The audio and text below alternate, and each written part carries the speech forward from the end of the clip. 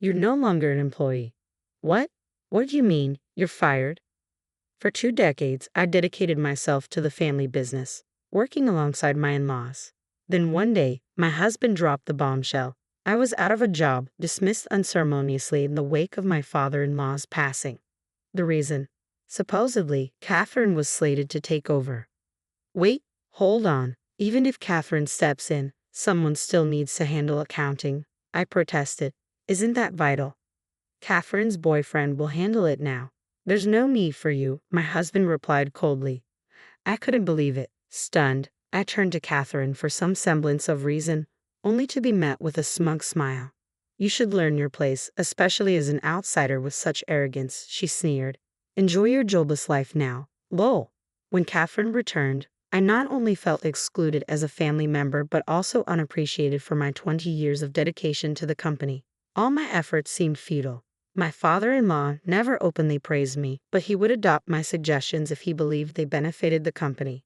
However, with Catherine now in charge and seemingly viewing me as an adversary, I knew things wouldn't be the same. I no longer felt any attachment to the company. Very well then, I wish you all the best in ensuring the company's survival, I told Robert and the others, making the decision to part ways with the company.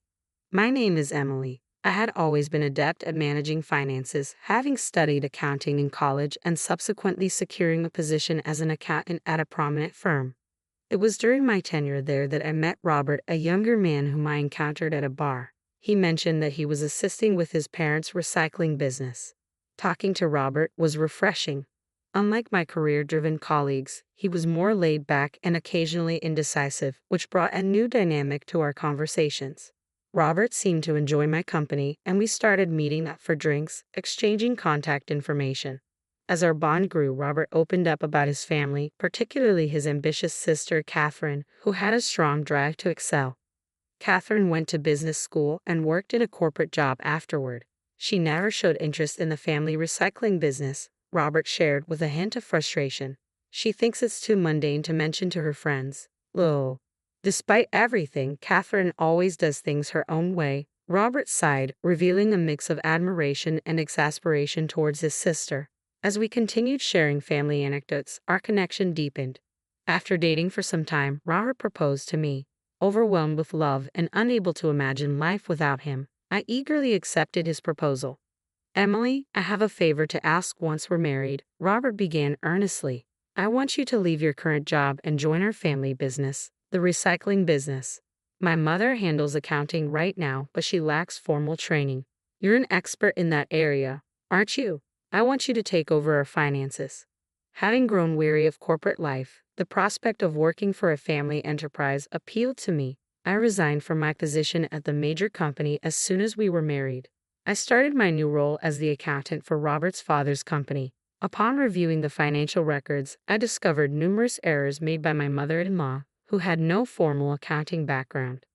I began by rectifying these mistakes and implementing a comprehensive financial overhaul.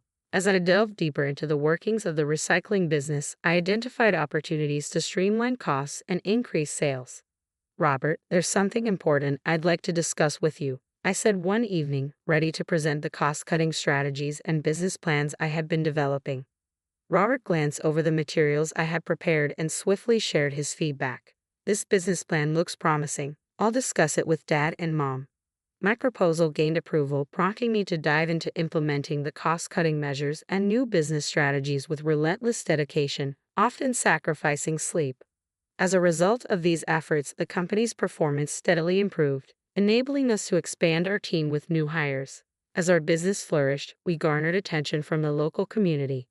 I took proactive steps to connect with the community, transforming our business into a local hub.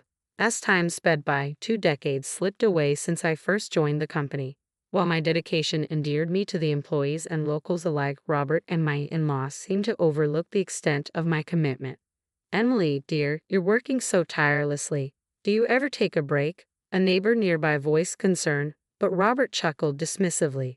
Oh, she's just passionate about her work. She's fine. Besides, even on her days off, she doesn't really have any hobbies. Haha. I've known this company since Robert's parents' time, but Emily is the reason for its growth, right? You should consider giving her a substantial bonus. She's my wife, so she doesn't need a bonus. Living off the company's earnings is more than enough.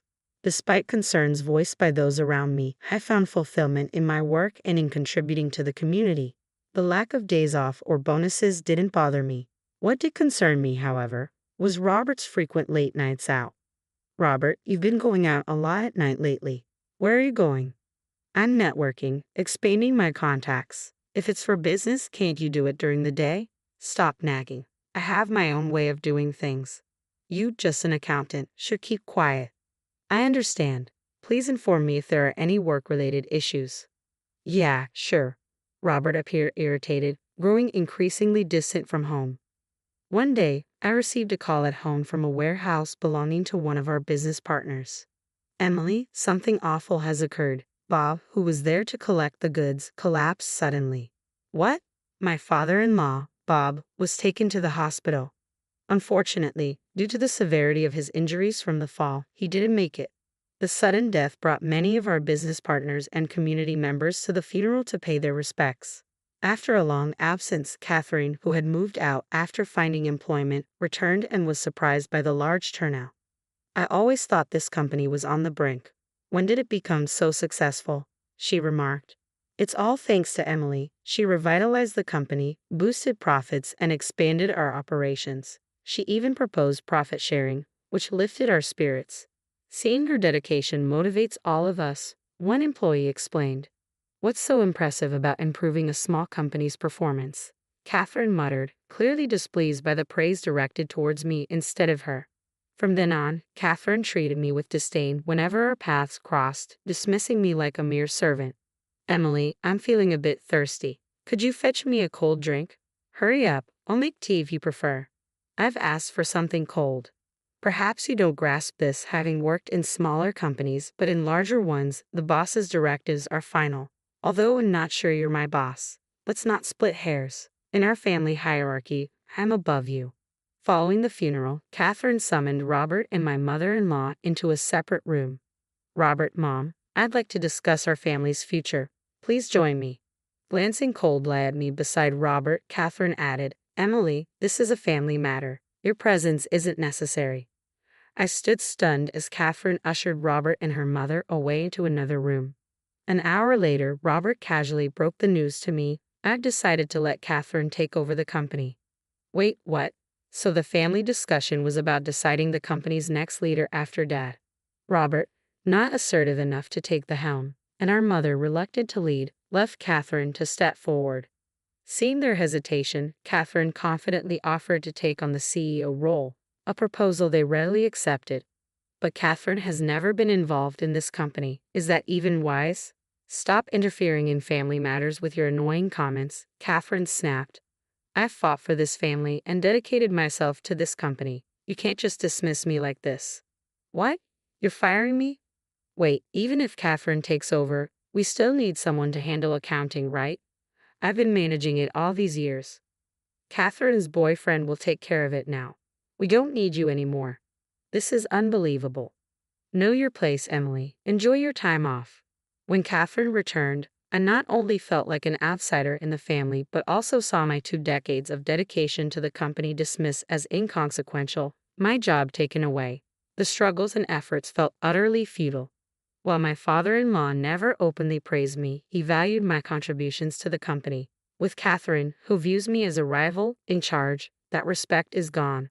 I no longer have any attachment to this company.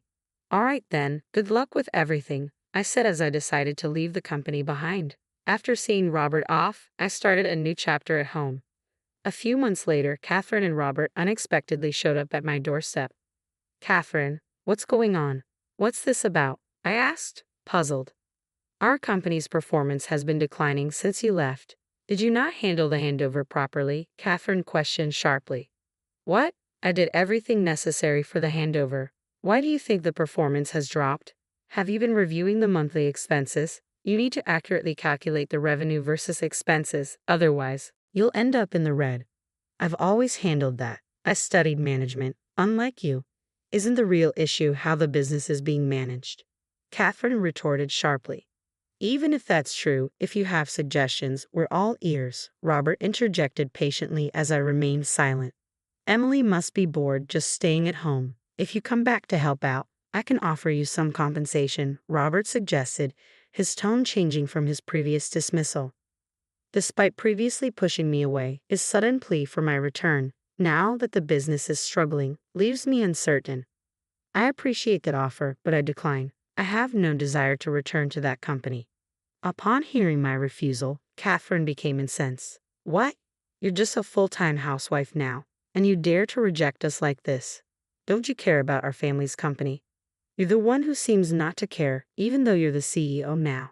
How can you say I don't care? Weren't you the one who used to call the company plain and boring?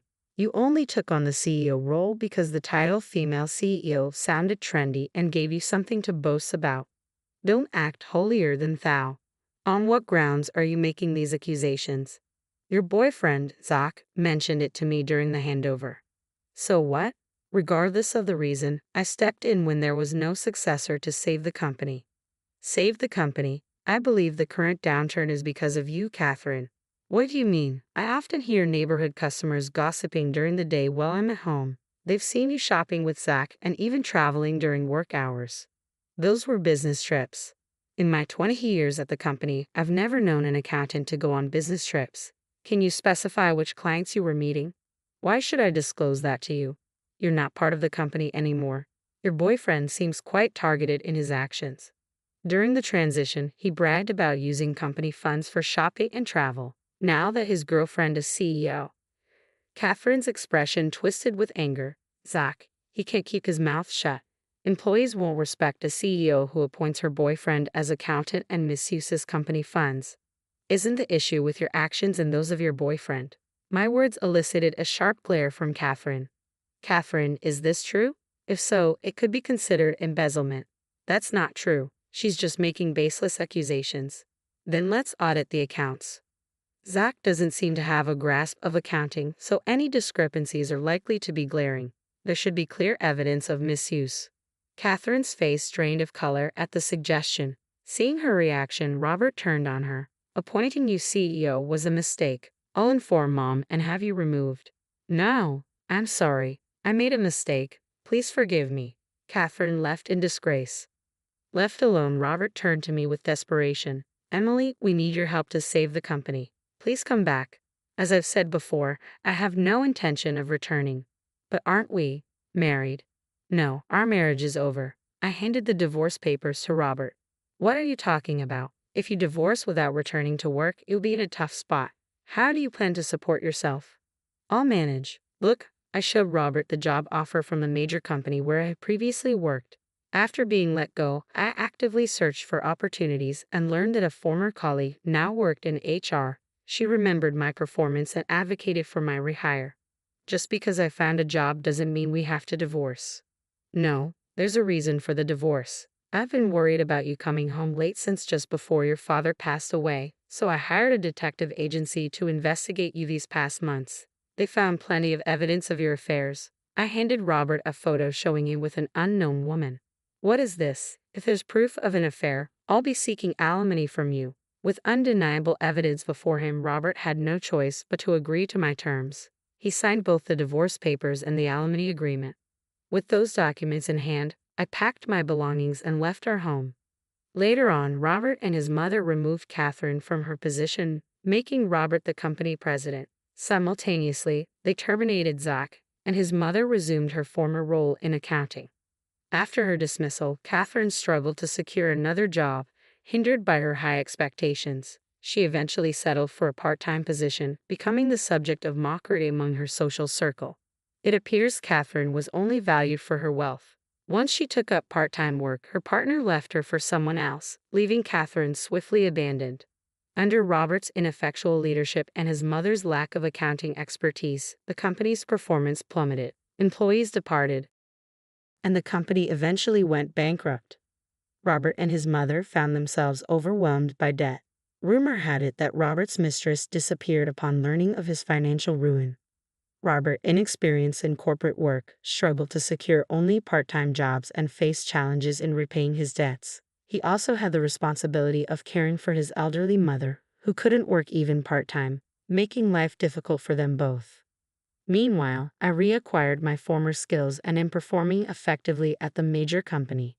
My return has been welcomed by former colleagues who appreciate my contributions, and I'm duly recognized and rewarded for my dedication. Finding myself valued and respected for my work reaffirms that my rightful place is where I am needed. I am committed to continuing to work diligently to meet the expectations